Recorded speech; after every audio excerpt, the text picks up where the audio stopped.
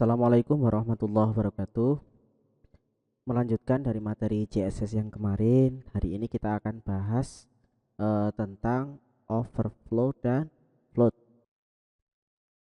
Overflow. Jadi, overflow digunakan untuk mengatur bagaimana sebuah konten ditampilkan dalam satu kotak. Kotak ini biasanya dalam bentuk div, meskipun hal yang lain juga bisa seperti P atau H1, H2 dan sebagainya gitu ya.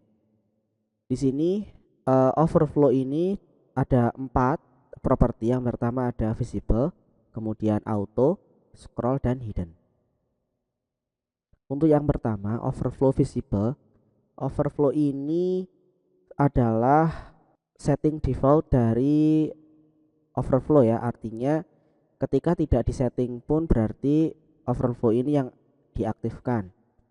Dengan properti visible berarti kotak itu akan muncul lengkap dengan teksnya. Ketika kita cek di sini memang tidak ada style overflow yang kita tuliskan, tapi ini dianggap atau ini adalah mode default dari sebuah overflow di CSS. Selanjutnya overflow auto. Di sini kalau kita setting overflow auto, maka dia akan otomatis muncul scroll di bagian kanan ya, samping jika teks terlalu banyak dan box terlalu kecil.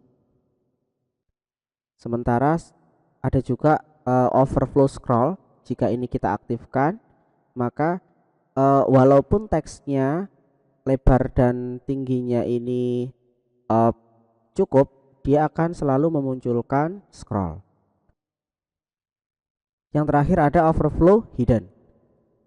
Kalau kita aktifkan overflow hidden ini, maka scrollnya tidak akan muncul dan dia tidak bisa diapa-apakan walaupun teksnya tidak terbaca semua gitu ya. Dia kotak ini akan statik, jadi teksnya tidak akan muncul. Oke, sebagai latihan satu, buatlah satu halaman web yang di dalamnya menampung 4 kotak dengan setting overflow yang berbeda seperti di atas. Anda juga bisa mencoba box sizingnya antara konten dengan border ya. Nanti bedanya seperti apa, diperhatikan. Selanjutnya yang kedua adalah float. Float ini menjadi bagian penting dari pembuatan desain web ya. Dengan float kita bisa memposisikan elemen di sebuah layout halaman web. Float ini terdapat 3 bagian atau 3 properti. Yang pertama ada left, right, dan none. Float artinya adalah mengalir. Jika kita setting float none, maka ini adalah setting defaultnya. Jadi ketika Anda tidak menambahkan style float, dia dianggap sebagai none karena memang tidak ada float yang disetting di sini. Ketika kita tambahkan, di sini ada style, image, padding left sebelah kiri ya, left 10 pixel, jadi ada jarak antara teks dengan gambarnya. Kita tulis float right, maka dia akan mengalir ke sebelah kanan. Yang mana di dalam body ini ada dua elemen, ada image dan P atau paragraf. Yang kedua ada float left, dia mengalir dari kiri. Nah, di sini padding leftnya 10 pixel, jadi yang disetting adalah sebelah sini ya. Sementara untuk padding right-nya tidak disetting, jadi gambar dan teksnya dia nempel seperti itu. Oke, untuk kasus ini misalkan saya membuat sebuah halaman yang mana backgroundnya saya beri warna abu-abu ya. Ini body warnanya abu-abu, kemudian thumbnail ini warnanya putih, ini satu kotak ini, dan dia paddingnya 10 pixel. Di dalam thumbnail ini sebagai div ya. Ini sebagai div, satu blok div.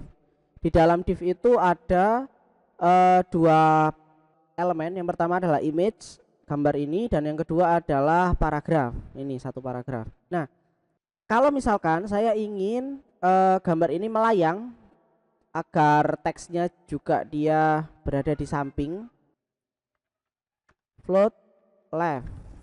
Nah, hasilnya ternyata gambar ini seolah-olah dia keluar dari thumbnail. Caranya gimana? Untuk mengatasi ini maka kita bisa tambahkan overflow di thumbnailnya. Overflow auto. Nah, gunanya dari overflow ini dia akan menyesuaikan dengan elemen yang ada di dalam thumbnail, karena image ini sebenarnya memang bagian dari div, maka ketika lebarnya ini kurang maka dia akan menyesuaikan. Itu salah satu solusi untuk mengatasi float yang menabrak atau offset dari div-nya, seperti itu.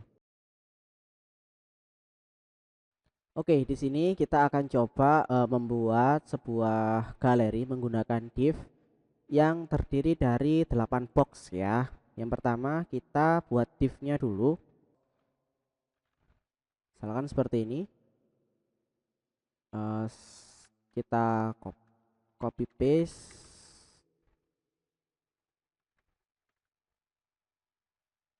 Oke. Kemudian kita buat style. Saya masukkan stylenya di body. Sebenarnya bisa di head, bebas saja ya. Style di dalamnya kita, karena kelas berarti di dalam stylenya kita gunakan titik box. Yang pertama kita beri warna backgroundnya. Backgroundnya misalkan orange. Oke. Kemudian warna teksnya putih. Kemudian teksnya di tengah. Kemudian marginnya 5 pixel. Kemudian padding, ini jarak antar konten 5 pixel juga. Kemudian font size ya, size misalkan 40 pixel. Nah, besar. Lebarnya 40 pixel dan tingginya juga 40 pixel. Oke. Nah, kotak ini sudah jadi dan dia flow ke bawah karena belum kita beri setting float ya. Nah, kalau misalkan kita tambahkan di sini float left, nah dia sudah jadi. Dia akan dimulai dari 1, 2, 3. Namanya float itu artinya adalah melayang. Artinya div yang diberi style float dia akan melayang. Kalau kiri berarti dari kiri, kalau kanan berarti nanti dari kanan, seperti itu. Misalkan ini saya ganti kanan. Nah, floatnya dari kanan. Itu ya. Nah, sebagai latihan 2 silahkan Anda buat galeri yang di dalamnya terdapat 6 buah kotak, yang mana di dalam kotak itu nanti ada gambar hewan laut dengan setting float left.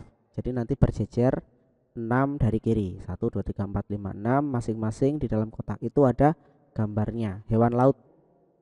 Saya kira cukup. Kita lanjutkan pada materi selanjutnya tentang position. Assalamualaikum warahmatullahi wabarakatuh.